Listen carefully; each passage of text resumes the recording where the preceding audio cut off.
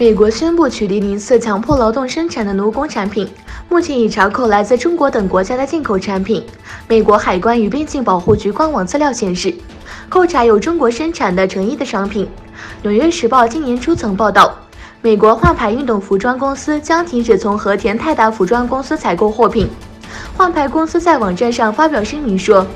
由于收到很多警示，以及决定消除我们的供应商在中国西北的争议性生意引发的担忧，我们将不使用和田泰达服装公司以及来自中国该地区的任何产品。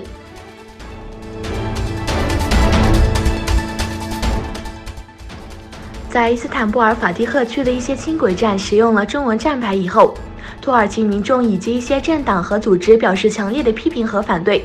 在一些地方，民众拆下中文站牌，悬挂了反映东突厥斯坦局势的图片。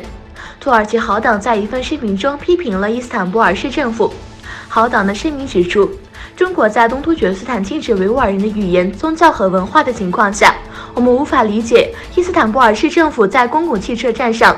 张贴中文标志的目的。在上海有悬挂土耳其语招牌的做法吗？还是中国游客蜂拥而至伊斯坦布尔没人知道？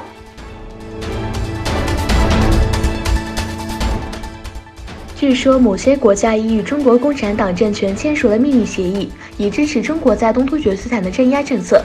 前往这些国家从事商业、学习和其他目的的维吾尔人有被引渡到中国的危险。这些国家包括巴基斯坦、沙特阿拉伯、埃及、塔吉克斯坦和乌兹别克斯坦等穆斯林国家。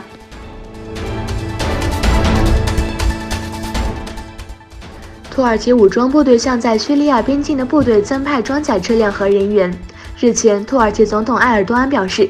土耳其可能做出决定，在幼发拉底河以东的叙利亚北部采取行动。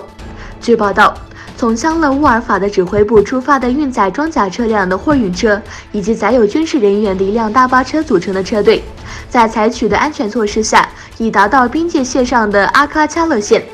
土耳其军队的装甲车和枪管已对准塔尔阿比亚德。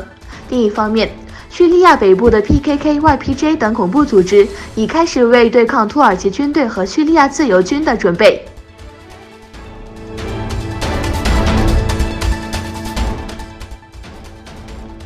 欧洲联盟已与国际社会分享了寻求庇护者人数的最新数字。据德国星期日世界新闻报道，一份报告显示，今年1月至9月已有46546名寻求庇护者从土耳其进入欧盟国家，